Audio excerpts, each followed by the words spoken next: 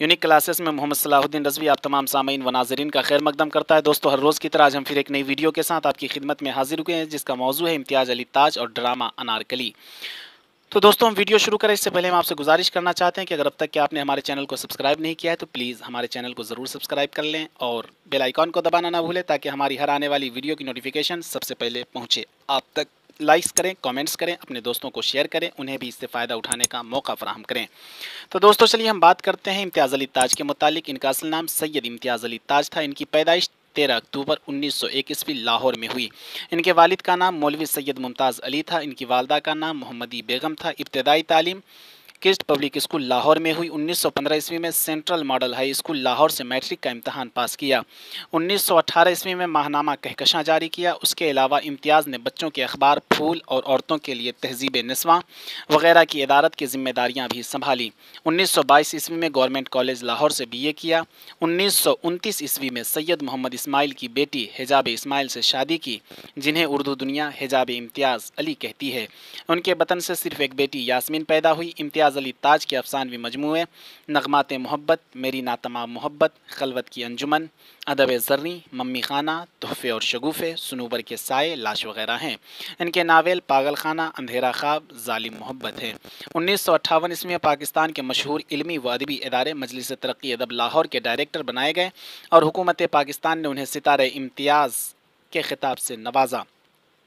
18 अप्रैल 1971 ईस्वी की रात उन पर किसी ने कातिलाना हमला किया। अगले दिन सेपहर ज़ख्मों की ताब ना लाकर उनका इंतकाल हो गया और 10 अप्रैल को उन्हें मोहनपुरा के आबाई कब्रिस्तान में दफन कर दिया गया।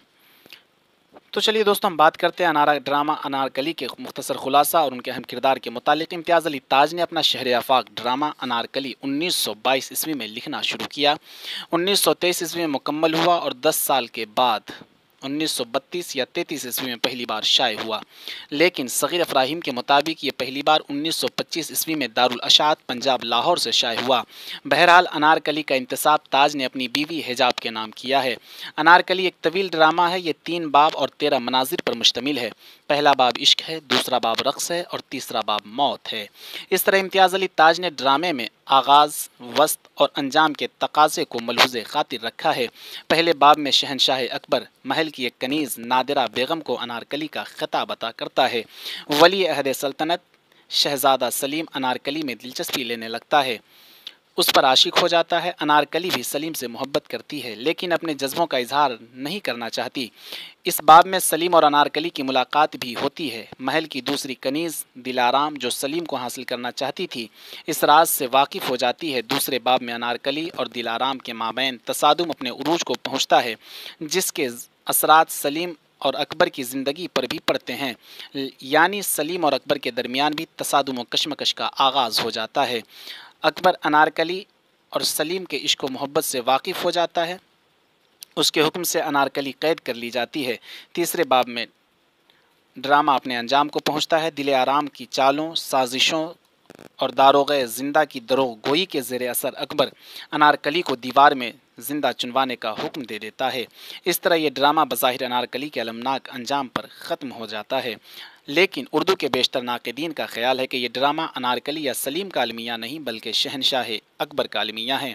ड्रामा का अहम किरदार अकबर, जो शहनशाह हिंदुस्तान है, सलीम वली अहद सल्तनत है, रानी मलिके हिंदुस्तान है, मरवारेद कनीज़ दिलाराम की राजदां हैं। अनारकली अकबर की मंजूर नज़र कनीज़ है। दिल आराम अनारकली से कबल अकबर की मंजूर नज़र कनीज़ थी। ज़ाफ़रान, जो दरबार की एक कनीज़ है। ख्वाजा सिरा काफूर कनीज़ों का दारोगा है। बख्तियार सलीम का दोस्त है। सुरैया अनारकली की बहन है।